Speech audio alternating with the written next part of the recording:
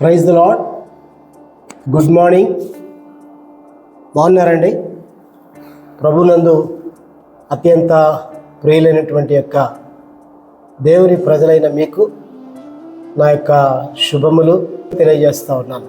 Blessing bread అనేటువంటి ఈ daily devotion కార్యక్రమానికి ప్రతి దినము దేవుని వాక్యం ద్వారా మిమ్మల్ని కలుసుకోవటానికి, దేవునిలో మీరు ఆధ్యాత్మికంగా బలపడాలని, విశ్వాసములో అభివృద్ధి చెందాలని ఆశ కలిగి ప్రతి దినము ఈ రీతిగా దేవుని వాక్యాన్ని మీకు అందిస్తూ ఉన్నాం.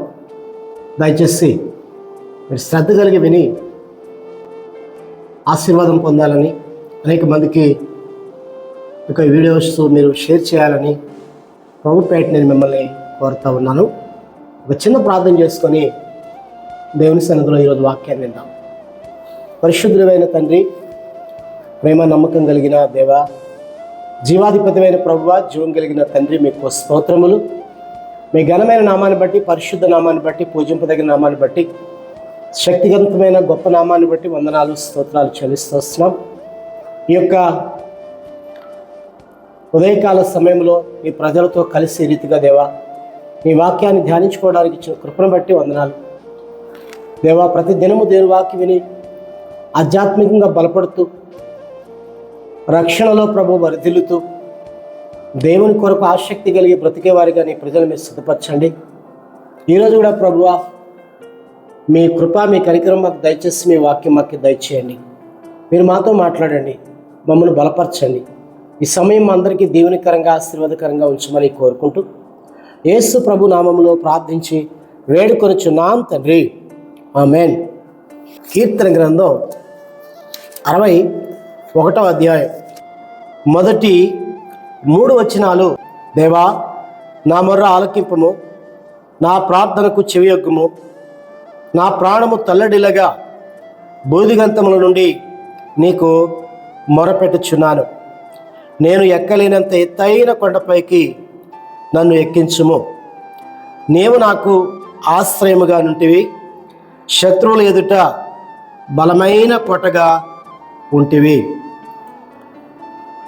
భక్తుడైనటువంటి యొక్క దావీదు దేవునికి మొరపెడుతూ ఉన్నాడండి. మొరపెట్టుట అనేది, దేవునికి మొరపెట్టుట అనేది ఎంతో గొప్ప భాగ్యం. దేవునికి మొరపెట్టి ఎన్నో మేలు పొందారు. పరిశుద్ధ గ్రంథంలో ఉండే భక్తులందరూ కూడా దేవుని సన్నిధిలో మొరపెట్టిన వారే, ప్రార్థించిన వారే. అలా ప్రార్థించడం ద్వారా వారు గొప్ప మేలును పొందుతూ వచ్చారు, దీవెన పొందుతూ వచ్చారు. వారిలో దావీదు మొరపెట్టుటలో ఘనుడు అని చెప్పచ్చు, లేక ప్రార్థించుటలో ఘనుడు అని మనము చెప్పచ్చు. దేవా, నా మొర ఆలకించుము, నా ప్రార్థనకి చెవియొగ్గుము అంటూ దేవునికి మొరపెడతా ఉన్నాడు. ఎందుకు దావీదు దేవునికి మొరపెడతా ఉన్నాడు, దేనికి దావీదు దేవునికి మొరపెడతా ఉన్నాడు అని మనం ఆలోచిస్తే 61వ అధ్యాయంలో 2వ వచనంలో ఇలా వ్రాయబడింది: నా ప్రాణము తల్లడిల్లగా బూదిగంతముల నుండి నీకు మొరపెట్టుచున్నాను. ఏదైనా నొప్పి కలిగినప్పుడు గట్టిగా అరుస్తాం కదండి. దావీదు జీవితంలో కూడా ప్రాణము తల్లడిల్లిపోయిన పరిస్థితులు దావీదు జీవితంలో కొకొల్లలుగా కనబడతాయి. తరచుగా దావీదు ఎన్నోసార్లు తన ప్రాణం తల్లడిల్లిపోయింది, ఎన్నో విధాల అలాడిపోతూ వచ్చాడు, ఎన్నోసార్లు బలహీనపడిపోతూ వచ్చాడు. అలాంటి పరిస్థితుల్లో దావీదు జీవితంలో దావీదు దేవునికి మొరపెడుతూ వచ్చేవాడు. బలహీన పరిస్థితులైనప్పటికీ, కష్ట పరిస్థితులైనప్పటికీ, శ్రమలు, శోధన పరిస్థితులైనప్పటికీ, ప్రాణం తల్లడిల్లిపోయే పరిస్థితులు వచ్చినప్పుడల్లా దావీదు దేవునికి మొరపెడుతూనే వచ్చాడు. అలా దేవుడికి మొరపెట్టినప్పుడు దావీదు జీవితంలో దేవుడు దావీదుకి ఆశ్రయంగా ఉంటూ వచ్చాడు. అదే ఈరోజు మనం నేర్చుకుంటాం. నిజంగా దేవుడు ఆయనకి మొరపెట్టే వారందరికీ కూడా ఆశ్రయంగా ఉంటాడండి. సరే, దావీదు దేవునికి మొరపెడతా ఉన్నాడు, తన ప్రాణం తల్లడిల్లిపోతూ ఉంది.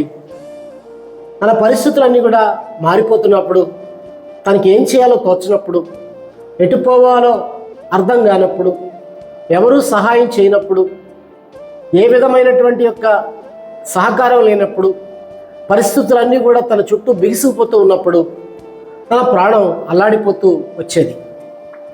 అలాంటి పరిస్థితుల్లో దావీదుకి సపోర్ట్ లేక సహాయం, దావీదుని ఆదరించేవారు, దావీదుని బలపరిచేవారు, దావీదుతో కూడా నిలబడి ధైర్యాన్ని ఇచ్చేవారు బహు కొద్ది మందే ఉన్నారు.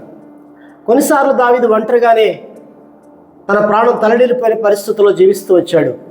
అలాంటి పరిస్థితుల్లో దేవుని దగ్గరికి వెళ్ళి దేవునికి మొరపెట్టడం మనం చూస్తాం. చూడండి, 55వ కీర్తనలో ఒక మాట నేను చదువుతున్నాను. 3వ వచనం, 2-3 వచనాలు కలుస్తున్నాయి. చూడండి. నా మనవి ఆలకించి నాకు ఉత్తరం ఇమ్ము, శత్రువుల శబ్దమును బట్టి దుష్టుల బలాత్కారమును బట్టి నేను చింతాక్రాంతుడనై విశ్రాంతి లేక మూలుగుచున్నాను. వారు నా మీద దోషం మోపుచున్నారు, ఆగ్రహము గలవారై నన్ను హింసించుచున్నారు. 4వ వచనం, నా గుండె నాలో వేదన పడుచున్నది. 5వ వచనం, దిగులు వణుకు నాకు కలుగుచున్నది, మహాభయము నన్ను ముంచివేశాను. ఆహా, గువ్వవలే నాకు రెక్కలున్న ఎడల నేను ఎగిరిపోయి నెమ్మదిగా నుందునే, త్వరపడి దూరముగా పారిపోయి పెనుగాల్ని సుడిగాలిని తప్పించుకొని అరణ్యములో నివసించి ఉందనే అనుకుంటుని. చూసారా, దావీదు జీవితంలో ప్రాణం తలడిల్లిపోయిన పరిస్థితి అండి. దుష్టుల బలాత్కారం వల్ల చింతాక్రాంతుడైపోయాడట. విశ్రాంతి అనేది లేకుండా అయిపోయిందంట. మనం చూస్తాం, దావీదుకి శత్రువులు, బలాత్కారులు, దుష్టులు, హింసించేవారు, దోషాలు మోపేవారు కుక్కలుగా ఆయన గూర్చి మనం చూస్తాం. చాలా సందర్భాల్లో ఆయన వాపోవటం మనం చూస్తాం. ఇలాంటి పరిస్థితుల్లో ఆయనకి చింతాక్రాంతుడైపోయాడట. తన ప్రాణం తల్లడిల్లిపోయిందట. తన మనస్సంతా కూడా కృంగిపోయిందట. తన హృదయం అంతా కూడా అధైర్యంతో నిండిపోయిందంట. అలాంటి పరిస్థితుల్లో దావీదు చింతాక్రాంతుడై విశ్రాంతి లేక మూలుగుతూ వచ్చాడు. మోపుతున్న దోషాలను బట్టి నిరహేతుకంగా కారణం లేకుండా దోషాలు మోపుతూ వచ్చారు, హింసిస్తూ వచ్చారు. ఆయనలో ఒక మరణ భయం వచ్చేసింది, దిగులు వణుకు ఆయనకి పుడతా వచ్చింది. ఆయన ప్రాణం తలడిల్లిపోయినప్పుడు ఆయన అనుకున్నాడంట, నాకు కూడా గువ్వవలే రెక్కలుంటే ఎంత బాగుండేది, నేను కూడా ఎగిరిపోయి నెమ్మదిగా ఉందినే, ఆహా గువ్వవలే రెక్కలు నాకు ఉంటే ఎంత బాగుండేది. బహుశా ఆ సమయంలో ఏ గువ్వనో చూస్తుంటాడు దావీదు. దావీదు జీవితంలో ఇలాంటి పరిస్థితులు దావీదు బ్రతుకులో వచ్చినప్పుడు రెక్కలు కట్టుకొని గువ్వవలే పైకి ఎగిరిపోలేదు, కానీ దేవుని దగ్గరికి వెళ్ళి దేవుని దగ్గర మొరపెడతా వచ్చాడు, ప్రార్థన చేస్తూ వచ్చాడు.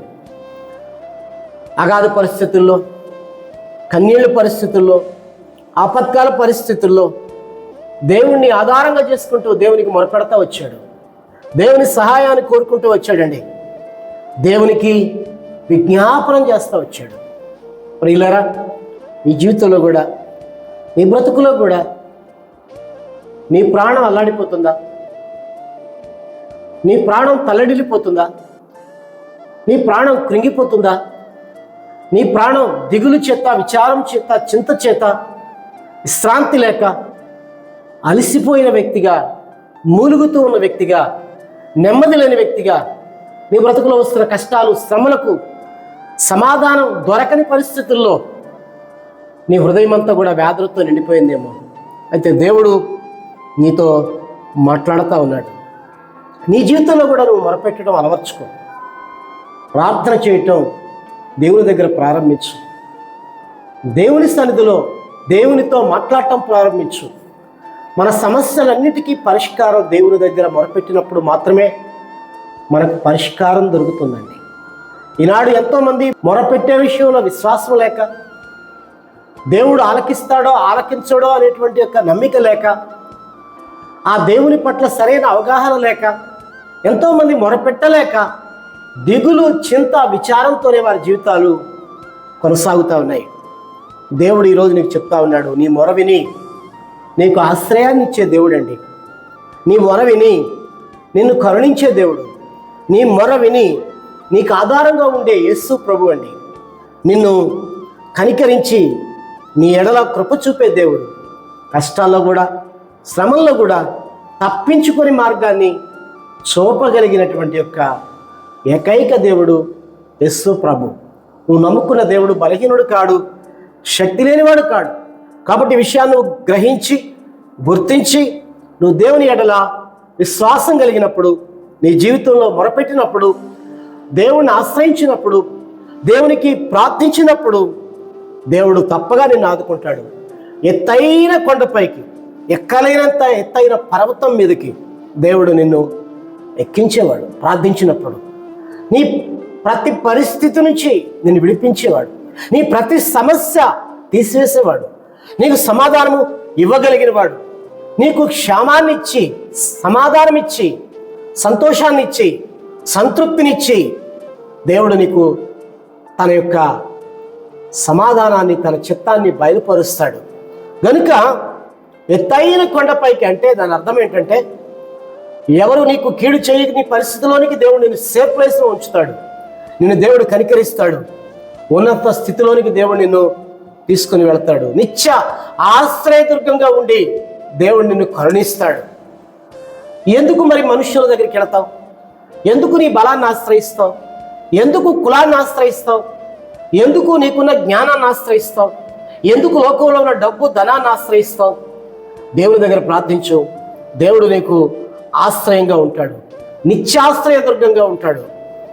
ఈ 61వ కీర్తనలో ఆయన చెప్పుతున్న మాట 3వ వచనంలో మనం చూస్తాం. నీవు నాకు ఆశ్రయముగా ఉంటివి, నా శత్రువుల ఎదుట బలమైన కోటగా ఉంటివి. చూసారా, ఆశ్రయముగా వచ్చేసాడు దేవుడు. దావీదుకు శత్రువుల ఎదుట ఒక బలమైన కోటగా ఉన్నాడు. ఒక బలమైన కోటలో ఉన్న వ్యక్తి ఎలాగైతే ఏ భయము లేకుండా నిర్భయముగా ఉంటాడు, ధైర్యంగా ఉంటాడు, దావీదుకు కూడా దేవుడు బలమైన కోటగా ఉంటూ వచ్చాడు. అంటున్నాడు దావీదు, యుగ యుగాలు దేవా, నేను నీ గుడారంలో నివసిస్తానయ్యా, నీ పాదాల దగ్గర బ్రతుకుతానయ్యా, నిన్నే నేను ప్రార్థిస్తానయ్యా, నిన్నే నేను మొరపెడతానయ్యా, నువ్వే నాకు బలమైన కోటవయ్యా అని చెప్పి దేవునికి తను ఒక మాట ఇస్తా ఉన్నాడు. యుగ యుగములు నేను నీ గుడారం నివసించుదును, నీ కొరకే నేను బ్రతుకుతాను, నీ రెక్కల చాటును దాక్కుకుంటాను, నీ సన్నిధిలో ఉంటాను దేవా అంటూ ఒక మాట దేవునికి ఇస్తా ఉన్నాడు. పిల్లలు, దీన్ని బట్టి మనకు అర్థమవుతుంది ఏంటంటే దేవుడు మన జీవితంలో మేలు చేసేవాడు. కాబట్టి దేవునికి ప్రార్థిస్తావా? దేవుని ఆశ్రయిస్తావా? నీ జీవితంలో నీ ప్రాణం తలడిల్లిపోయిన పరిస్థితుల్లో దేవునికి మొరపెట్టుకుంటే దేవుడు నీకు సహాయం చేస్తాడు. ఈ దినం దేవునికి మొరపెట్టారా? మరి దేవునికి ప్రార్థించారా? మరి ఈ దినమంతా కూడా నీకు వచ్చే కీడులు, నీకు తెలియని అపాయాల నుండి తప్పించబడి దేవుడు ఎత్తైన కొండపైకి నేను ఎక్కించాలంటే, దేవుడు నీకు బలమైన కోటగా ఉండాలంటే నువ్వు మొరపెట్టాలి కదా, ప్రార్థించాలి కదా. అలా ప్రార్థించండి, ప్రభు దీవెనలు తప్పగా మీకు ఇస్తాడు. మీకు ఒక చిన్న ప్రార్థన చేస్తాను. యేసు ప్రభువా, మీకు స్తోత్రములు. గనుడా, గొప్ప దేవుడా, జీవం కలిగిన ప్రభువా, నీకు స్తోత్రములు. విన్న ఈ మాటల్ని ప్రజల హృదయాల్లో ఫలింప చేయండి, వారి విశ్వాసాన్ని బలపరచండి. వారి ప్రాణం తలడిల్లిపోయినప్పుడు నీ పాదాల దగ్గరకు వచ్చి నీకు మొరపెట్టి ప్రార్థించి నీ ఆశీర్వాదాలు, నీ దీవెనలు పొందుకునేవారిగా వారందరినీ సిద్ధపరచమని కోరుకుంటూ, నువ్వు మొరపెడితే ఆశ్రయంగా వస్తావు, ఆధారంగా ఉంటావు, సహాయం చేస్తావు అనేటువంటి అటువంటి నిశ్చిత వారిలో దయచేయండి ప్రభా. ఖచ్చితమైనటువంటి తీర్మానం తీసుకొని, ప్రభా యుగములో నేను నీ గుడారంలో నివసిస్తాను, నీ రెక్కల చోట నివసిస్తానని చెప్పి మీతో ఒక మాట చెప్పి మీలో జీవించే బిడ్డలుగా వారిని సిద్ధపరచమని కోరుతూ యేసు ప్రభు నామములో ప్రార్థించి స్తుతించి వేడుకొనుచున్నాం తండ్రి, ఆమేన్. తండ్రి, కుమార, పరిశుద్ధాత్మ త్రియేక దేవుని దీవెన మీకు మీ కుటుంబాలకు తోడై ఉండును గాక. Praise lord. God bless you. దేవుడు మిమ్మల్ని మీ కుటుంబాలను దీవించును గాక.